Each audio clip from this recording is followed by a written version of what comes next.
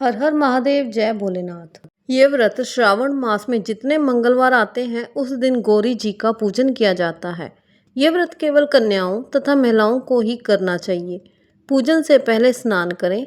एक पाटे पर लाल और सफ़ेद वस्त्र बिछाकर सफ़ेद कपड़े पर चावल की 9 तथा लाल कपड़े पर गेहूं की 16 छोटी छोटी ढेरियां बनाएं, जिसे षोडश मातृका कहते हैं। उसी पट्टे पर थोड़े चावल रखकर गणेश जी की मूर्ति तथा गेहूं रखकर एक जल का कलश भरकर रखें। आटे से बना चौमुखा दीपक जलाएं, अगरबत्ती भी जलाएं। कलश पर मिट्टी से मंगला गौरी की मूर्ति बनाकर रखें। सर्वप्रथम गणेश जी का पूजन, फिर कलश तथा दीपक का पूजन करें। षोडश मातृका का पूजन करके मंगला गौरी की मूर्ति को जल के छींटे, फिर पंचामृत के छींटे दें। पूरे जल के छींटे देकर विधिवत पूजन सामग्री से पूजन करें। याद रहे कि मूर्ति का श्रृंगार करना ना भूलें तथा गणेश जी को जनेऊ अवश्य चढ़ाई जाती है।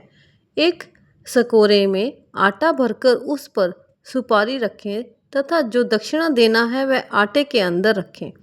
पंच मेवा तथा लड्डू का भोग लगाकर कथा सुने एवं आरती करें। चलिए श्रावण मास का मंगला गौरी व्रत कथा का आरंभ करते हैं। प्रेम से बोलो जय मां गौरी की। पंपापुर नामक गांव में एक साहूकार अपनी पत्नी के साथ रहते थे। वह धनवान और सुखी थे, परंतु उनके कोई संतान नहीं थी। बस यही दुख उनके मन को कचोटता रहता। एक दिन साहूकार के घर पर एक साधु आया। उनका खूब आदर सत्कार किया और अपनी व्यथा सुनाई। उन्होंने मंगलवार को पार्वती जी की पूजा करने तथा व्रत रखने को कहा। श्रावण मास के पहले मंगलवार से सेठानी ने पार्वती जी का पूजन करना प्रारंभ कर दिया। उस दिन वह व्रत भी रखती। कई महीनों तक उसने व्रत एवं पूजन किया। उसके भक्ति भाव से माँ पार्वती जी प्रसन्न हुई। एक दिन साहूकार को स्वप्न आया कि जिस आम के वृक्ष के नीचे गणेश जी बैठे हों, उस आम के वृक्ष का फल तोड़कर तेरी पत्नी को खिला दे, तो अवश्य ही पुत्र रत्न की प्राप्ति होगी। अब तो साहूकार ऐसे आम के वृक्ष को ढूंढता फिरा। एक दिन उसे ऐसा आम का वृक्ष दिखाई दे गया। तब फल तोड़ने के लिए उसने पेड़ पर पत्थर मारे। आम का फल तो प्राप्त हो गया, परंतु गणेश जी को पत्थर लग जाने से उन्होंने श्राप देते हुए कहा, हे स्वार्थी मनुष्य, तूने अपने स्वार्थ के कारण मुझे चोट पहुंचाई है, अतः तुझे भी एक ऐसी ही चोट लगेगी। माँ पार्वती के आशीर्वाद से तुझे पुत्र रत्न की प्राप्ति तो होगी, परंतु वह सर्पदंश के कारण 21 वर्ष की आयु तक जीवित रहेगा। ऐसी वाणी सुनकर साहूकार घबरा गया। उस साहूकार ने आम का फल अपनी पत्नी को खिला दिया, परंतु गणेश जी के श्राप देने वाली बात नहीं बतलाई। 9 महीने के बाद एक सुंदर बालक का जन्म हुआ। उसका नाम मनु रखा गया। उन्होंने मनु के लाड़ प्यार में कोई कमी नहीं रखी। धीरे धीरे मनु 20 वर्ष का हो गया। वह अपने पिता के साथ व्यापार करने जाता।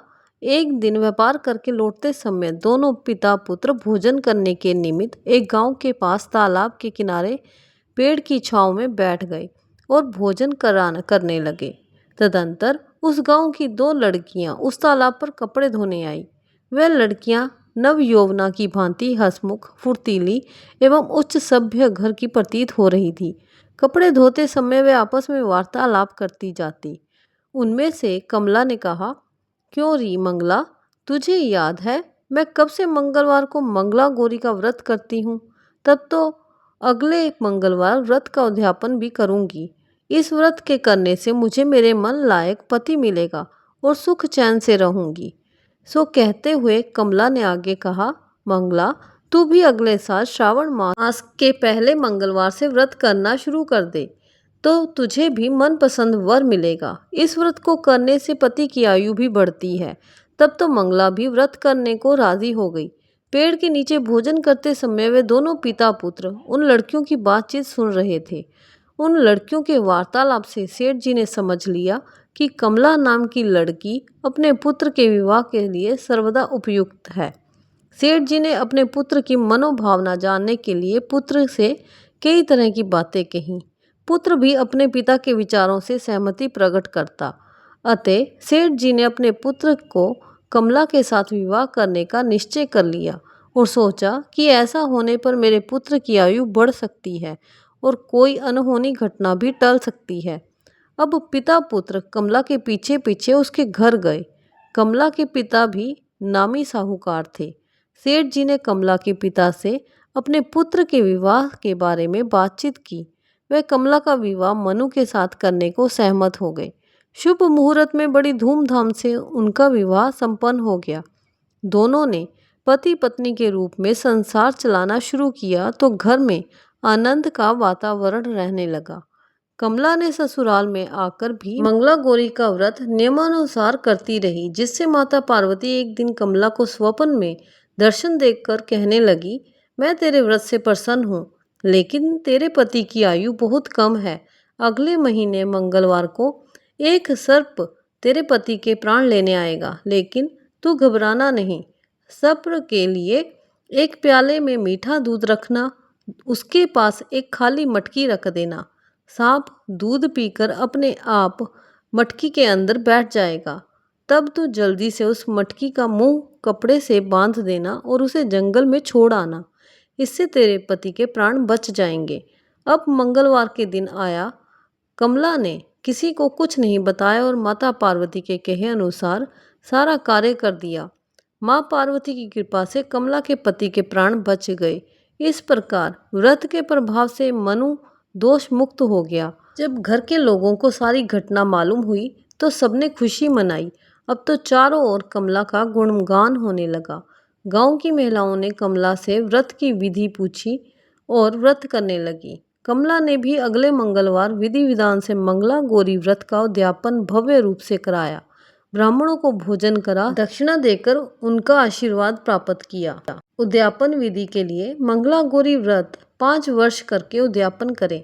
अपनी सामर्थ्य के अनुसार महिलाओं को भोजन करा के सुहाग सामग्री दें। मंगला गौरी की इस पावन कथा को सुनकर हमें ये पता चलता है कि अगर स्त्री चाहे तो क्या नहीं कर सकती।